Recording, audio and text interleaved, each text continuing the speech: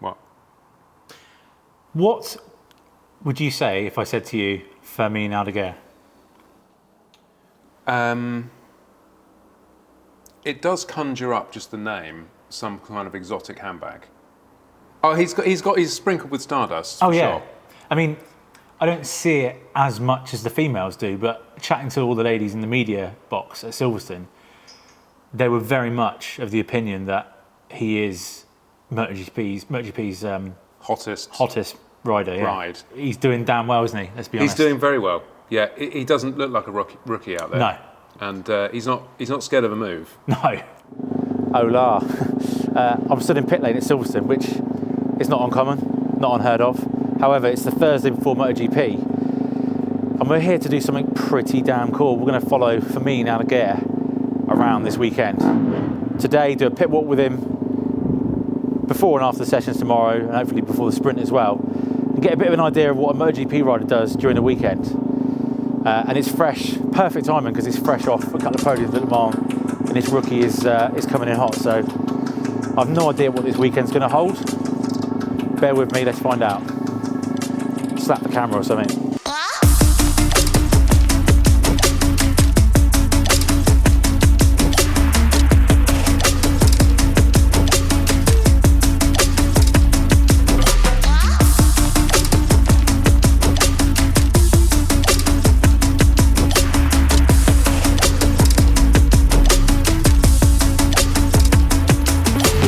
How do you learn a circuit from Moto2 to MotoGP?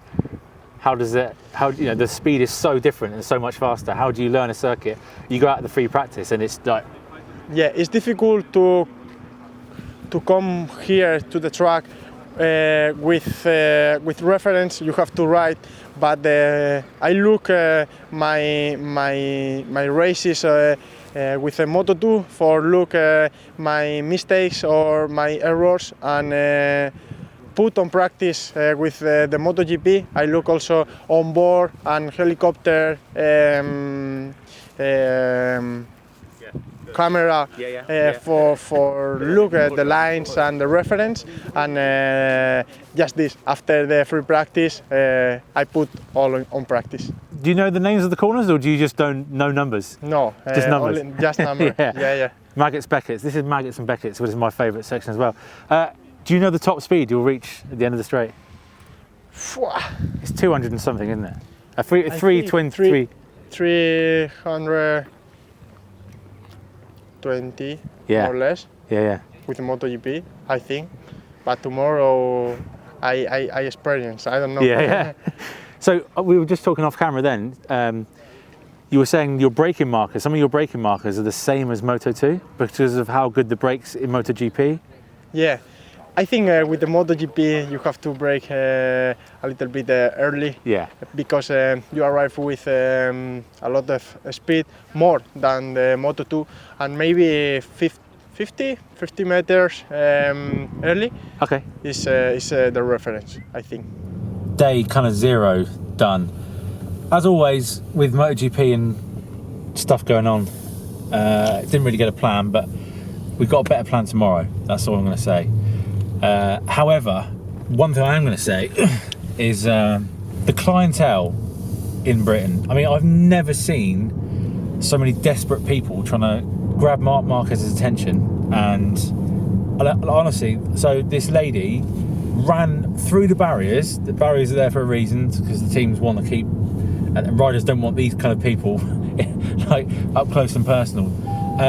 Anyway, this lady ran through the barriers and ran down Mark on a scooter. It was like, Mark, stop ignoring me, Mark. It's like, I'm embarrassed to be British right now. And I'm chatting to a few people in the paddock. Nowhere in the world is like this. Nowhere is as bad as the UK.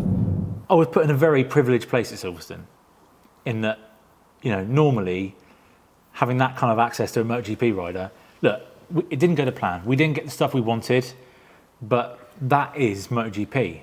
And I mean, did you have an idea, before I spoke to you earlier, did you have an idea of just how hectic a race weekend is for MotoGP riders?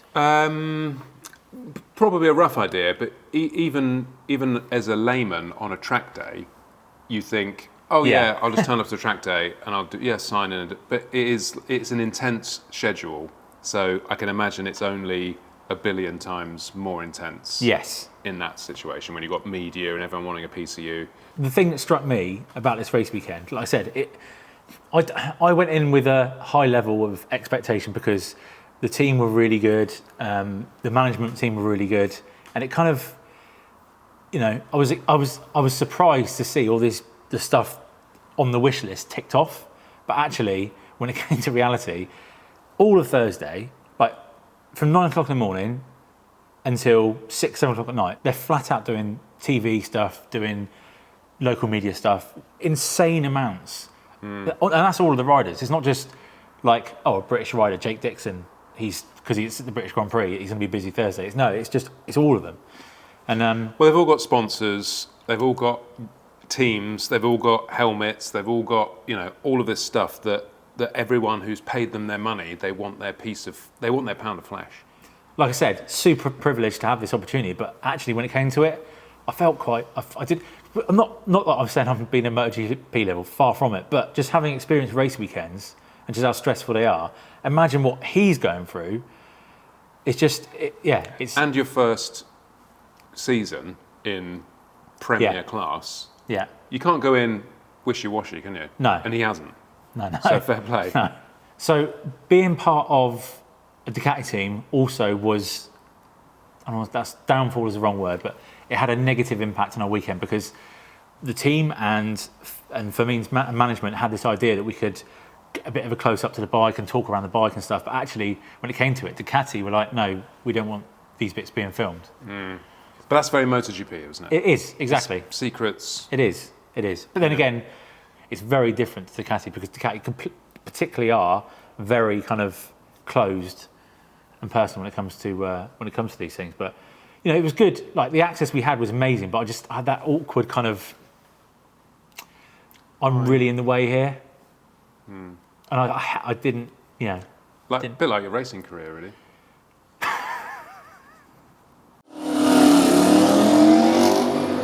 I'm Elia Pinta and I'm a student in the University of Andorra and the UOC, Spanish University, and I'm studying law and I'm also Fermin's girlfriend. Okay.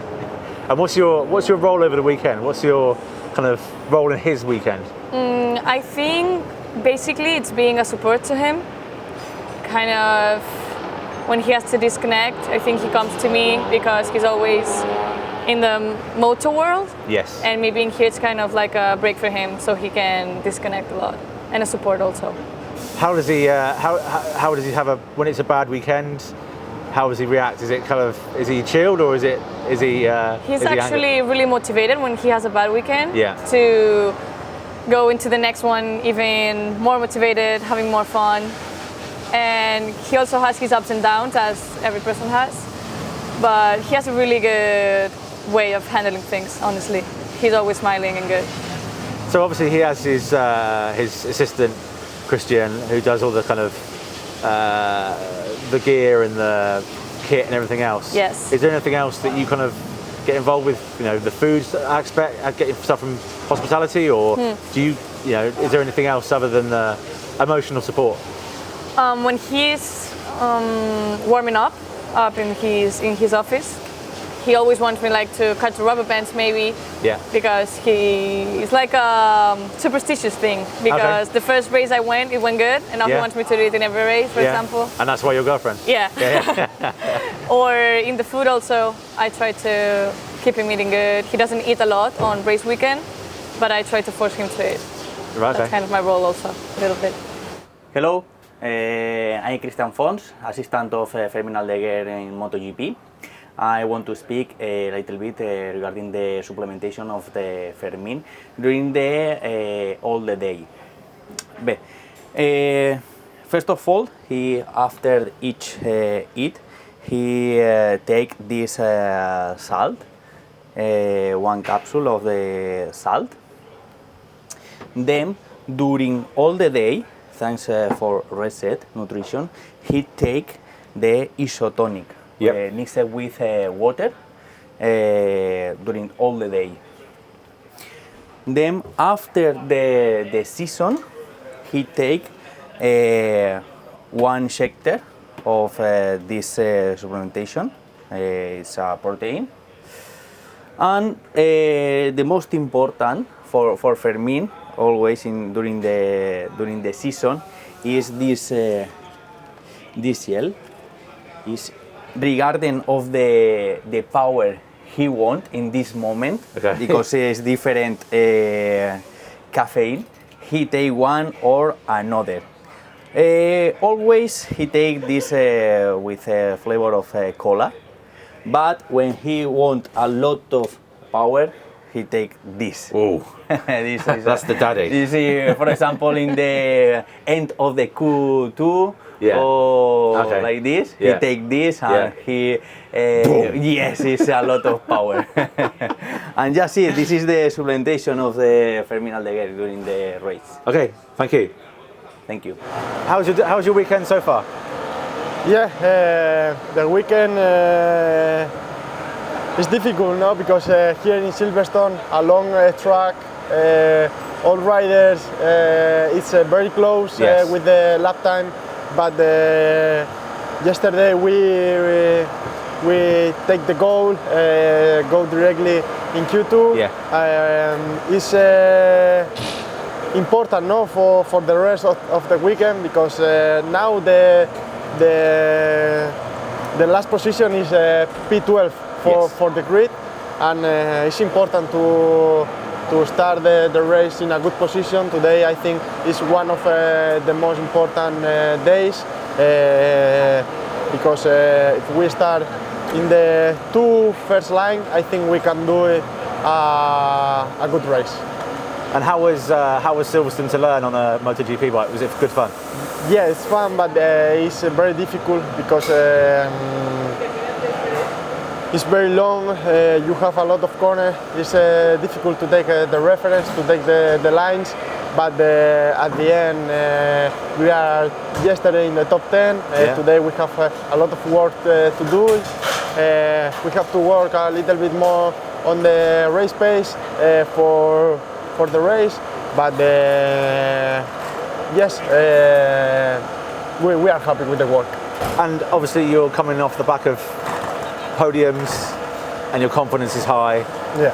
What can we see in the sprint race and tomorrow? What can you hope for? I don't know. For me, the goal is finish in the top 10. For me, it's a good result. At the end, Yeah. we are rookie. Also for the rookie championship, I think Ogura doesn't do the race. Don't do the race. Is he not? I don't know, because he He's injured. yesterday Yeah. crashed. And Chantra in this moment is not so fast. We have to take point and yeah, continue learning. Well, good luck, mate. Thank you. Cheers. But you had a good time. I had a great time, and there's things like, I don't know whether it's coming before or after, but I'll put the little supplements skit in.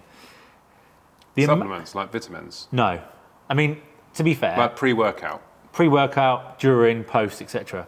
I mean, we all see riders on the grid with the gels and stuff, but what you don't see is Racking up a fat one. racking up a fat one. Well, no, but I mean, But it's an incredibly physically, mentally demanding yeah, hour.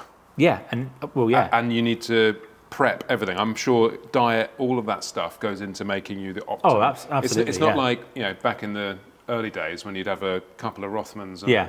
Tennant Super. yeah. Although Take that the still edge off. happens with some people, but I won't name names. Does it? Yeah. We've all seen, Brad Howe, right, from Fueled, the stuff, the potions that he knocks up, and it's all legal. I don't know how it is, but the stuff, the science and what's the word? Not biology.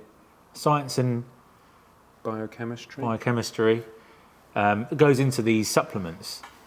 And look, I've tried it. I mean, Is he like fuck the me, what- Heston Blumenthal? He is. of Exactly. You've nailed it in one. Athletic narcotics.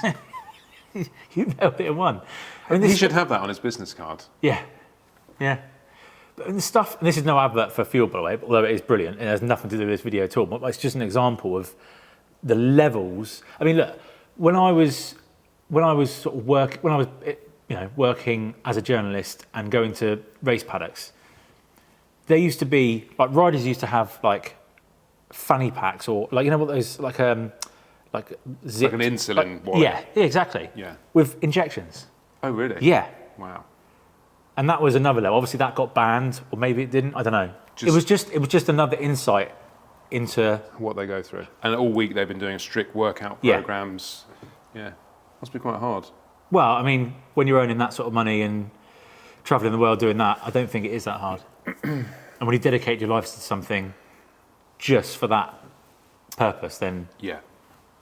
well, anyway, just thanks to Grassini Racing because thanks for their hospitality, welcoming me, and obviously thanks to Fermin and his girlfriend for allowing us to follow him around like a licky dog.